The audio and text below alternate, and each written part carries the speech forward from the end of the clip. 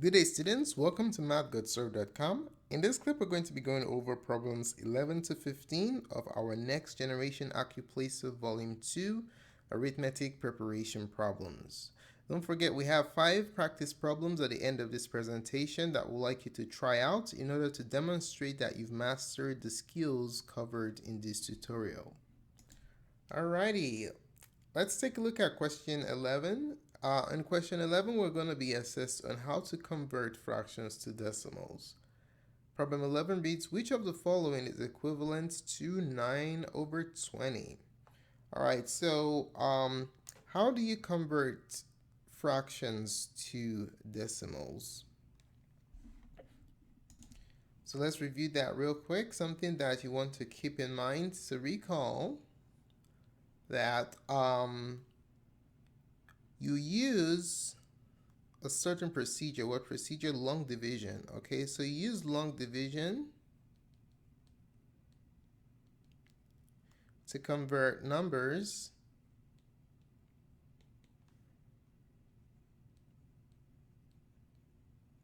from fraction to decimal. Okay, from fraction to decimal form. So that's what we're going to be using in this presentation. All right, so let's go ahead and carry out the long division process. We have 9 divided by 20. So how do we carry this division using long division? Well, what's on top goes underneath the division bar. So 9 goes right here. And then we have 20. Okay? So 9 divided by 20 is a problem. All right, so how many times does 20 go into 9? Well, 9 is smaller than 20, so 20 can't go into 9. So what we're going to do is we're going to put a decimal point and add a 0. All right, now, how many times does 20 go into 90? We know our multiples of 20, right? So if we go 20 times 1, 2, 3, we'll find out that the answer is going to be 4. 4 times 20 is 80, okay? 5 times 20 is 100. That's too big, so that's why we're using 4. All right, so 20 goes into 90 4 times, and then 4 times 20 is 80. Now we're going to go ahead and subtract. What is 90 minus 80? That's 1 is 10. Alrighty, so how many times does 20 go into 10? 10 is smaller than 20, so we have to add another 0 again, as we did with the 9 here. Now, how many times does 20 go into 100? If we do your multiples of 20, you notice that, let's put it on the side here. So 20 times 1 is 20. 20 times 2 is 40. 20 times 3 is 60. 20 times 4 is 80. So this is the one that we just used right here, okay? And then 20 times 5 is 100. Jackpot. This is the one that we need, all right? So 20 goes into 100 5 times. So we have 5 here. And then 5 times 20 is 100. And if you subtract again, remember division is just repeated subtraction, right, of factors. You have 0. So that signals that we're done. All right, so what is 9 over 20 in fraction form? 9 over 20 in fraction form is 0.45. So 9 over 20 is equal to 0.45. The answer to question number 11 is option letter B. Alrighty, so we have a question for you to consider. We went from 9 over 20 and we went to the decimal form, which is 0.45. Now, is it possible to go from a decimal form into a fraction? Is there something we can do to these answers right here to get the question? If you know what that approach is, just let us know in the comment section below so that those who are watching this presentation can benefit from your perspective. All right, let's take a look at question number 12. In question 12, we're going to be learning how to use the long division algorithm to find the remainder when you divide a dividend by a divisor. Okay. Question 12 reads, what is the remainder when 647 is divided by 7? So we have to remember the formula that connects our dividend, divisor, quotient, and remainder. So you want to remember the following. If you have a dividend, that's the numerator. Dividend divided by the divisor, which is the denominator, what you're dividing by. That is going to give us the quotient plus the remainder. Okay. All right. So you wanna keep that in mind. So let's go ahead and write down what we're dividing here. So in this particular problem, 647 is being divided by 7. Okay, so 647 is our dividend and 7 is our divisor. So this is going to become, all right, something I was supposed to put here. So it's the remainder divided by the divisor. Okay, all right, so 647 divided by 7. To divide this out, to determine what the remainder is, we are going to use long division, okay? So 647 is in the numerator position, so that goes underneath the long division bars, and we have 7 on the outside. All right, so let's go ahead and start our long division process. 7 doesn't go into 6 because 6 is smaller than 7. So we're going to take a look at the first 2 digits. All right, how many times does 7 go into 64? 7 goes into 64 9 times. 9 times 7 is 63. So we subtract that. And then you have 1, and then you bring down the 7. How many times does 7 go into 17? Think about your multiples of 7. 7 goes into 17 twice. 2 times 7 is 14. And then you subtract that again, and then you have 3. All right, how many times does 7 go into 3? Well, 7 can't go into 3 because 3 is smaller. All right, so right now we are done. Can you identify where the remainder is? Ladies and gentlemen, this number on top right here, this is our quotient. All right, this is our quotient. And the number in the numerator position, we already identified that as our dividend before. And then 7 is our divisor. Where is it? Where is the remainder? Ladies and gentlemen, the remainder is 3. This number right here is what we're looking for. There is our remainder. All right, so the answer for question number 12 is option letter A. All right, so let's just put everything together so that you can see it in one concise piece. So we have 647 divided by 7. This is known as an improper fraction, okay? So with our long division process here, we can see that 647 divided by 7 is 92, remainder 3. So 92 3/7. Okay, so this is our dividend divided by the divisor equals the quotient, which is 92, plus the remainder divided by the divisor. So this format right here is improper fraction, and what we have on the right is known as our mixed number format. We all know what this is. So this is our mixed number, and then a mixed number format basically tells you exactly what the remainder is, which is the numerator component of the fractional piece before reduction. Alrighty, let's go ahead and take a look at question number 13. In question 13, we're being assessed on how to calculate amount of increase. Problem 13 reads, a fan is currently set to a speed rate of 45.32 revolutions per minute, or RPM. The electrician changes the setting to 50.25 RPM. By how much did the electrician increase the speed of the fan? All right, so let's take a look at the formula that can help us calculate the amount of increase. So the formula is as follows. The amount of increase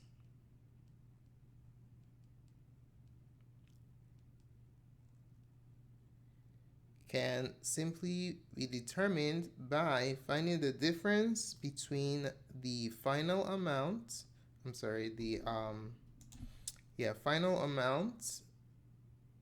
final amount minus the initial amount.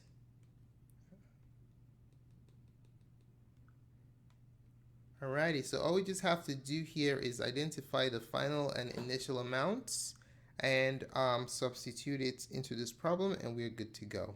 Okay, so if you look at the problem, just read the problem, we can identify what the initial and final amount is. Okay, so it says the speed is currently set to 45.32, then the electrician changes it to 50.25. So that automatically tells us that this should be the final amount, because that is what it was changed to. And this should be the initial amount, because that is what it was changed from. Okay, so let's plug that into the formula here. So the amount of increase of the revolutions per minute is going to be given by the final amount, which is 50.25, minus the initial amount, which is 45.32. So let's go ahead and carry out this division, since we are not allowed to use a calculator. So what we're going to do here is, when you're subtracting decimals, you want to align the decimal point, okay, so you don't make place value errors. So 50.25, we're subtracting 45.32.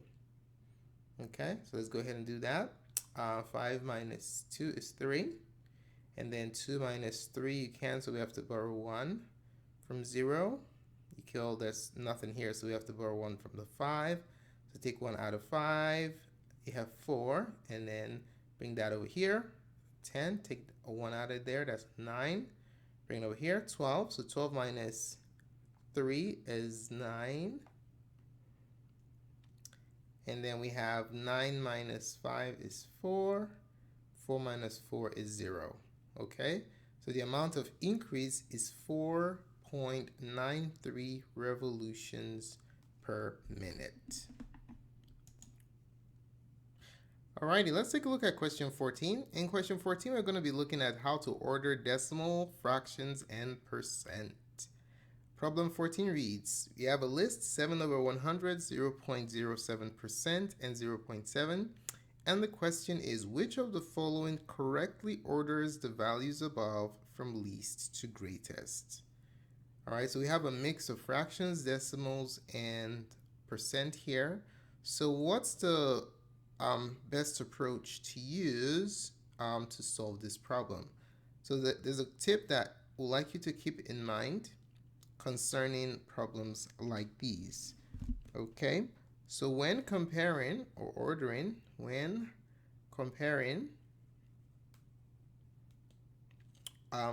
ordering a combination or a mix of fractions, decimals, and percent, what's the optimal route here? Well, when you have a situation like this, you want to express all the numbers,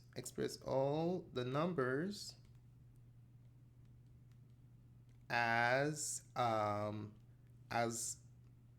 decimals. Okay? Of course, you can change everything to percent, you could change everything to fractions, but converting everything to decimals is a very easy way to solve problems like this. It's less risky, basically. All right, so let's go ahead and do that. So what we're going to be doing in this problem, we're going to take the fraction right here and the percent, and these two we're going to convert them to decimals. All right, so let's talk about how to do that real quick. So if you have a fraction and you want to change a fraction into a decimal, how do you do that? To change a fraction into a decimal, all you simply do is you divide. All right, use long division. And then if you want to change a percent into decimal form, all you have to do is move the decimal point. Okay, so for this route, you just move the decimal point 2 places to the left. So move decimal point 2 places to the left, and you've achieved your full conversion. All right, so this is just a real quick chart to help you convert from fractions and percent into decimal form. Remember, there are other ways of doing this. I just feel that changing everything into decimal is pretty much straightforward and less risky. All right, so let's start with 7 over 100. We want to change 7 over 100 into decimal form. All right, so how do we do that? To change 7 over 100 into decimal, we're going to use long division. All right, so let's go ahead and divide. That's what the map that we have here specifies. So 7 over 100 using long division is going to be, so the top dog, the numerator, goes in the doghouse, and then the divisor goes outside. All right, so how many times does 100 go into 7? It's too small, right? So since we're gonna start adding zeros here, we have 0 point, we add the decimal point, add a 0. How many times does 100 go into 70? It's still too small, so add another 0 and add a 0 here. How many times does 100 go into 700? 7 times. 7 times 100, 700. Subtract 0. Okay, so 7 over 100 is in a decimal form is 0.07. All right, let's move on. Percent, we have 0.07%. Let me see. Yeah, that's what it is, 0.07%. Now, if you want to change this into decimal, all you do is you take the decimal point and you move it. Okay, so 0.07 into decimal. Let's take a look at how to do that. To change 0.07 into decimal, you're going to move the decimal point 2 places to the left. All right, now let's say you forget how to do it. What direction? You say, oh, do I go to the left or to the right? All you do is ask yourself, what does percent mean? Percent basically means you are dividing by 100. Okay, so percent is divided by 100. So I'm going to show you a neat little trick. You could have used this trick for this one right here, but it's okay. Anyway, so what you do is you want to change the denominator to 1. All right, so you have a decimal point right here. So how many places do you move the decimal point to change the denominator to 1? You move it 2 places, 1, 2, okay? But in order to preserve equality, we must do the same up here. So we move it to the left, 1, 2, bam, and put a 0 here. So that's going to make it 0.07 is going to be 0.00, so 0.007. Alrighty. So what we're saying basically here is that 0.07%, you move the decimal point 2 places to the left, 1, 2. It's going to change it into the decimal form, 0.0007. All right, so let's compare these two. Which one is bigger? Well, this 7 here is 7 hundredths, and this is 7, this is tenths, hundredths, thousands, 10 thousandths. So this is much smaller than this because this is tenths and this is 10 thousandths. All right, so the more zeros you have before the number, the smaller it becomes. Now let's take a look at the last one. The last one is already a decimal, which is 0.7. Alrighty, so 0.7 is already 0.7. Now let's go ahead and compare them. Which one is the smallest and which is the greatest? All right, so let's go ahead and compare these decimals and see which one is the least, okay? So if you take a look at the place values of the 7s, that should tell you the one that's the greatest. The farther to the right a number is, the smaller it is. For example, if you have 7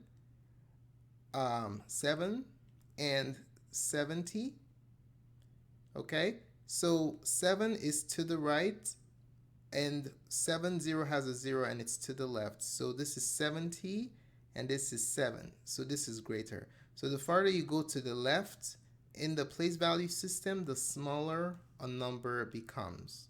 All right, we know what our place value is, right? You go from hundreds, tens, and then you go into the decimal parts.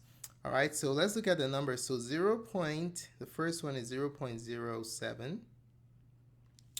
This can be looked as, this number right here is 7 hundredths. It's a fraction, all right? So this is 7 hundredths, 7 over 100, or let's write the word form first. So 7 hundredths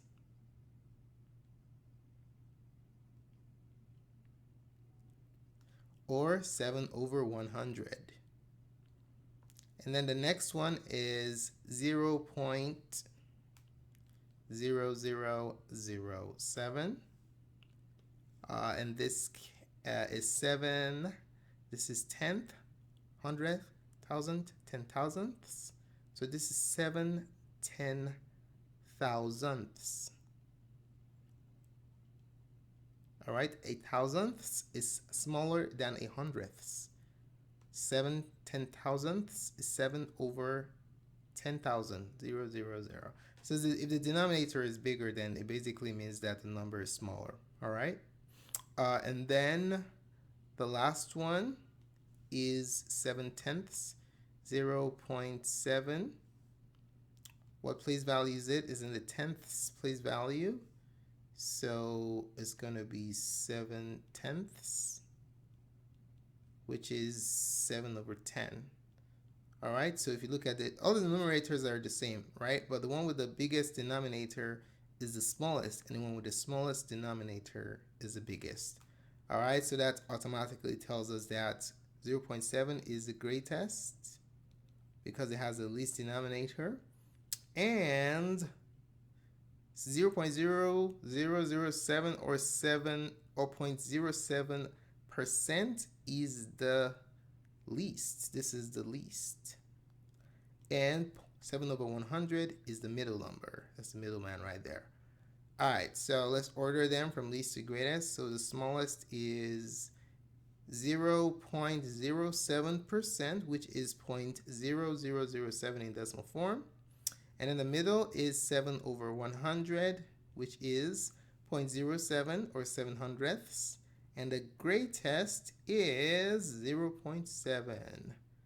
Ladies and gentlemen, the answer to question number 14 is option letter D. All right, so for problem number 15, we're going to be looking at how to multiply decimals. So what is the value of 3.64 times 9.7?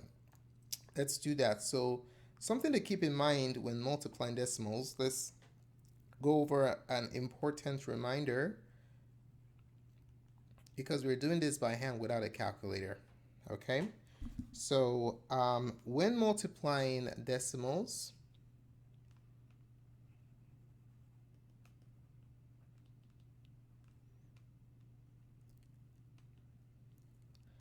there is a question that comes up, which is, where do you place the decimal of the product?